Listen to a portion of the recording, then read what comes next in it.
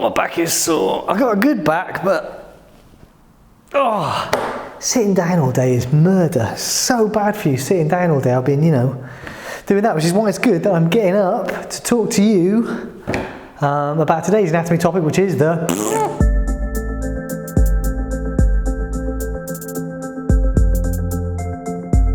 Yeah, we're going to do the muscles of the tongue.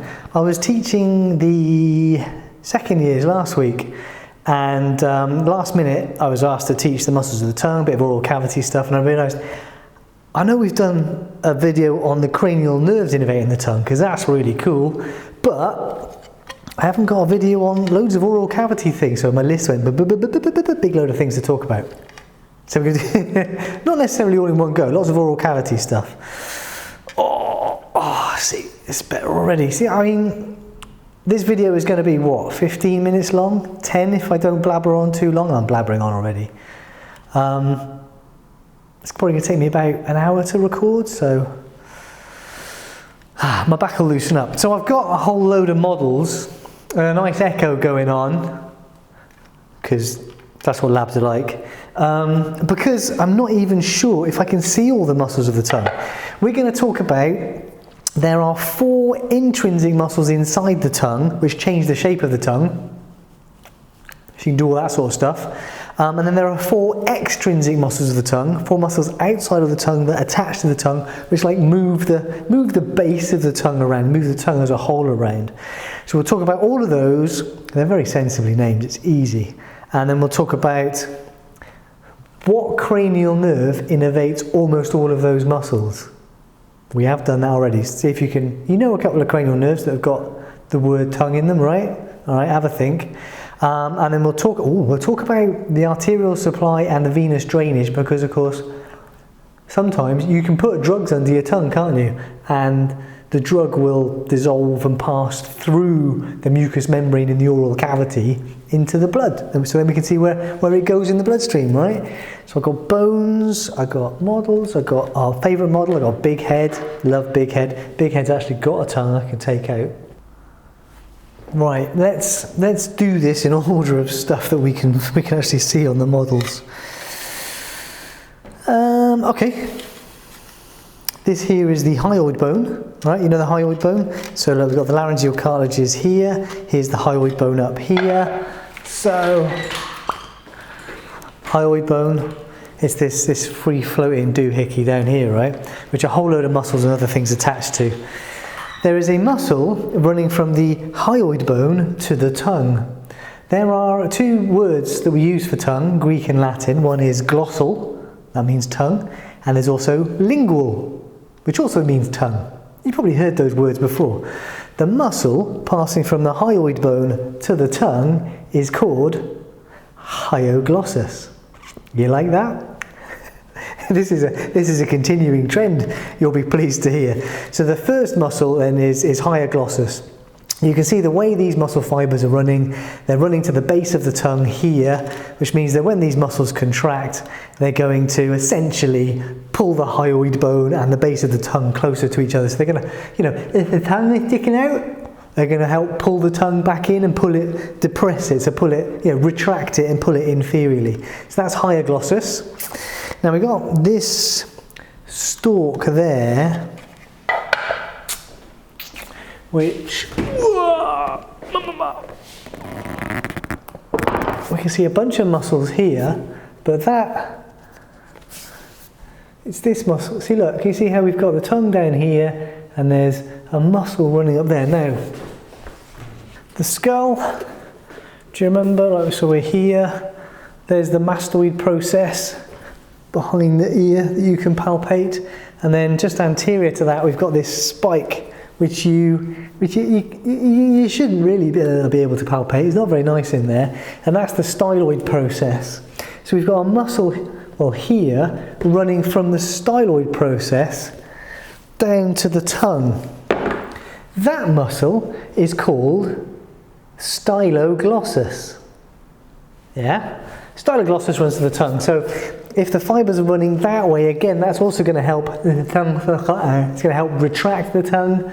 It's going to help pull it posteriorly, right? And then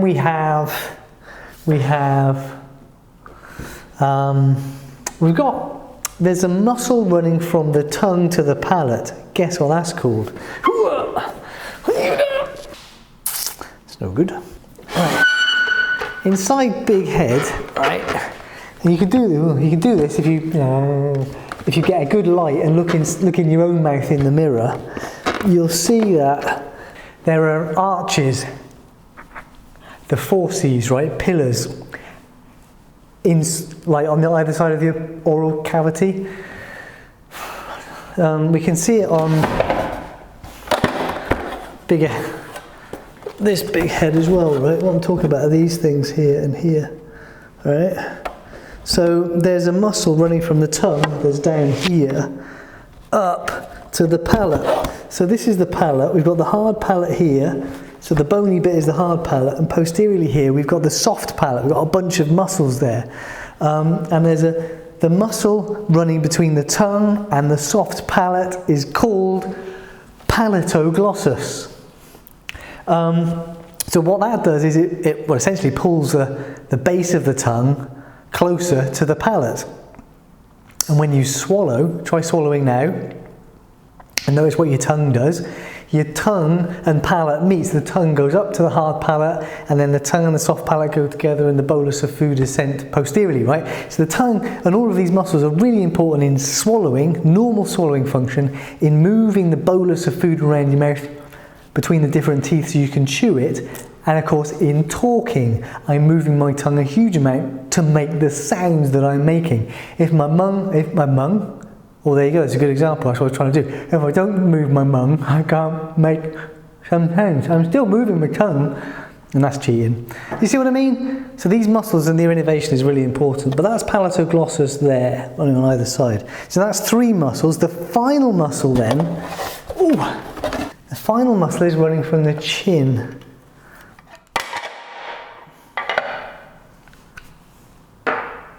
There we go. Right, so I've taken the chin off there.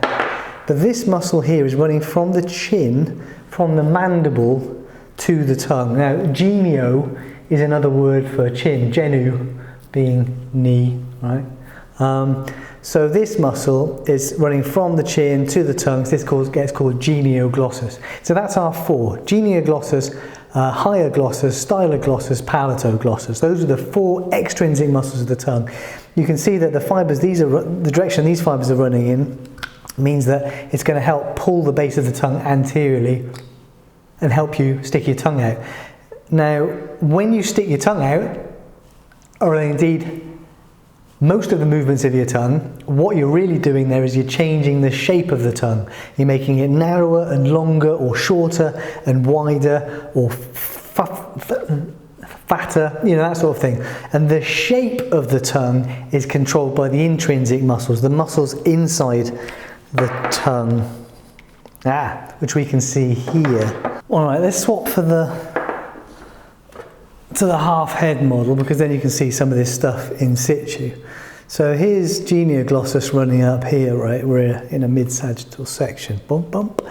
But within the tongue, and we can't really see this here, you can maybe see there's a superior longitudinal layer here, but the intrinsic fibres of the tongue are also arranged into 4 descriptive groups: superior longitudinal, inferior longitudinal, transverse and vertical.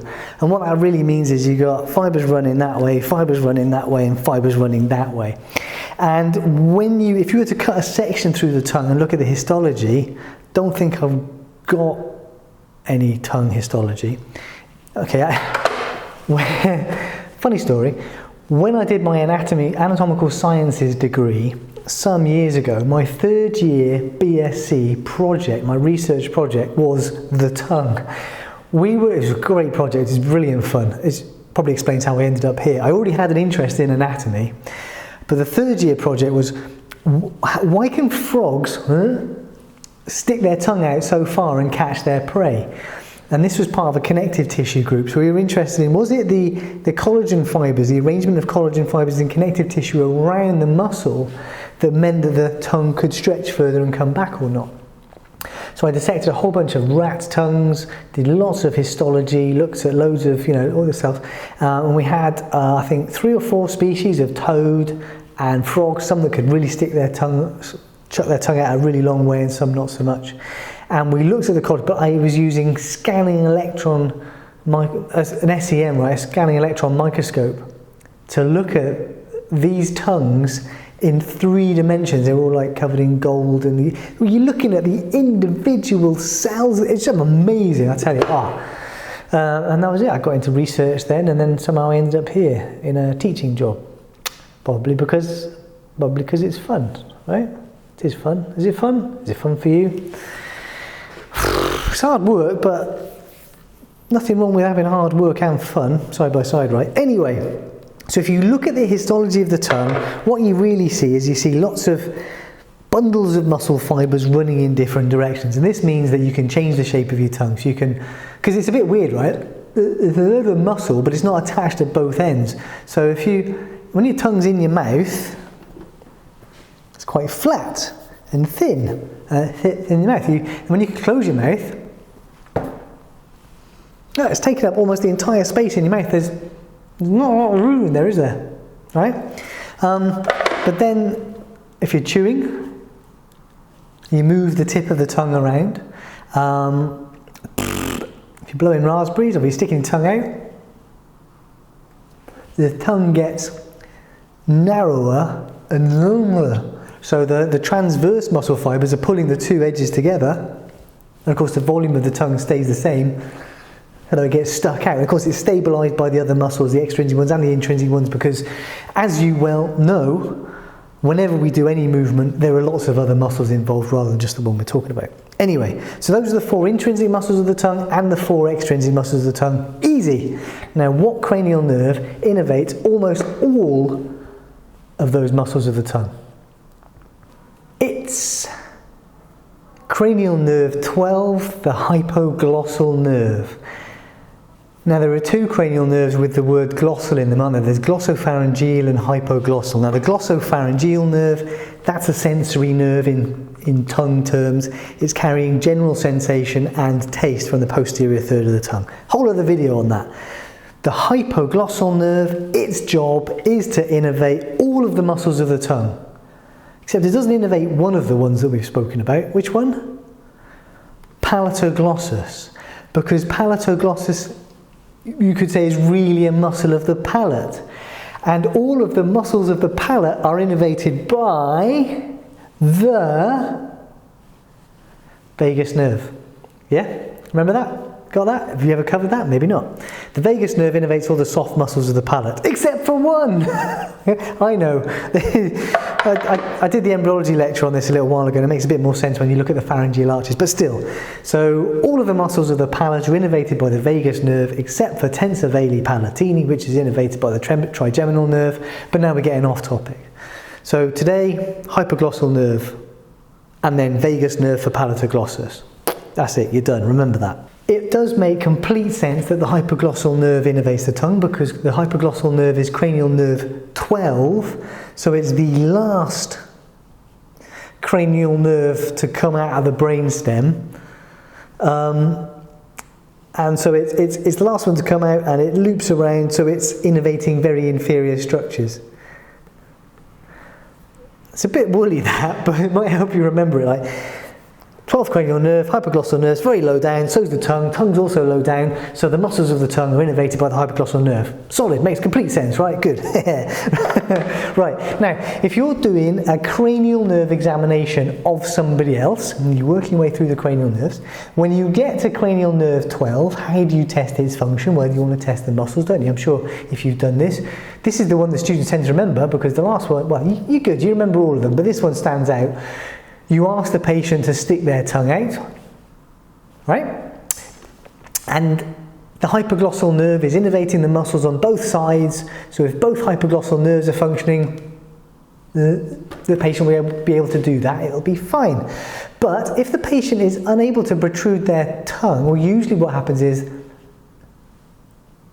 it'll deviate to one side, won't it? So then you've got to remember, does it Does it deviate to the injured side or does it deviate to the strong side? Right, well remember what this nerve and these muscles do. The nerve innervates the muscles on each side. So if the intrinsic muscles change the shape of the tongue and they can pull the two sides together and stick it out, if the one side can't pull that side, if the one side can't change shape but the other side can, the strong side is going to stick out and the weak side is not going to stick out, right? So the tongue will deviate to the tongue will deviate to the weak side, right? Hypoglossal nerve, the muscles on one side don't work, deviate to the muscles that aren't working. If you remember it that way, it's not something you have to remember, it's something you can work out every single time so you'll never get it wrong. The other thing is the vagus nerve, right? So if we go back to the palate, if you are testing the function of the vagus nerve, or as you're going through your cranial nerve exam, you look inside someone's mouth and ask them to say, ah, and you're looking to see that the soft palate, raises on both sides. And if it doesn't raise on one side, it means that it's likely that the vagus nerve is weak on one side. It's not innervating the soft palate muscles. Then you've got to do the same thing. You remember which side is weak if it doesn't raise. Well, you look at the uvula, don't you? And you see which way the uvula points, the dangly bit back here. And what you've got to remember again is that if the vagus nerve works on both sides, both sides of the palate will lift, but if the vagus nerve is not functioning on one side, then that side of the palate will not lift, right? Which means that it'll drop down. You can see that, but if you're looking to see what the uvula is doing, it'll be pointing towards the strong side. So right, the strong side raises, the weak side doesn't raise, the uvula points to the strong side. If you remember your anatomy, if you remember the function, then you can work out what's going wrong when you see it going wrong. Good, well done, excellent. Okay then, just the artery and the vein to do. Now there's a lingual artery and a lingual vein supplying and draining blood to and from the tongue. And we did the superficial arteries of the face and the veins, we did the deep arteries of the face. Did we talk about the lingual nerve back then? No, we did not. The reason we didn't talk about the lingual nerve is because it doesn't come off the maxillary artery, which was the one we were interested in. It doesn't come off the facial artery, which goes to the face. It comes off the external carotid artery itself. What can we see on you? So what we're looking for is here's the common carotid artery, and it's bifurcating into external and internal carotid arteries here. The external carotid arteries go into the face. Now, the external carotid artery, we can see here, is giving off the superior thyroid artery, which is going to run down here. And in the face, we see the facial artery wiggling around the mandible here. The lingual artery is a branch of the external carotid artery at some point between the superior thyroid artery and the facial artery. So it's possibly this one here. The problem, of course, with this model is that this is a bit of paint. You can see another little branch there, but that's probably it coming around here, right? Well, yeah, the problem with it being a model is we've only got little bits of things. I always say to students when you're looking at the cadaver, you can't be sure of what a structure is unless you can see where it's coming from and where it's going to. Just because it's in the right place doesn't mean it is what you think it is. But anyway, you get the point, right? The lingual artery then comes off the external carotid artery and it loops around here and gets into the tongue down there. If we could see it, we'd see it, it would run from the external carotid artery superiorly and medially to get over the hyoid bone, and then kind of running anteriorly and a bit kind of inferiorly, but kind of looping around and over down this way, so it's deep in there. It gives off a couple of branches, a deep branch and a sublingual branch, but generally supplying blood to the structures, inferior to the tongue. So that's the lingual artery. The lingual vein then, or the lingual artery will also cross the hypoglossal nerve. They'll both cross each other as they go towards the tongue. The lingual vein it's running from the same sort of area, but it's going to drain straight into the internal jugular vein, this big dude here, right? So the internal jugular vein, of course, you know where the internal jugular vein goes, it's a big boy. It goes down to the brachiocephalus and straight to the heart. That means that if you were to stick some pharmaceuticals, a drug under your tongue, it gets dissolved, passes through the mucous membranes, passes through the epithelium, goes into the lingual vein, because of course if it was to go into the lingual arteries, it's just going to go across the capillaries and then into the lingual vein anyway, and then it's going to go straight into the blood supply. So it goes into the systemic circulation. That means it gets into the systemic circulation quickly, avoids the digestive system, so it doesn't go to the liver, but it goes straight into the blood, which means that you can use lower doses, and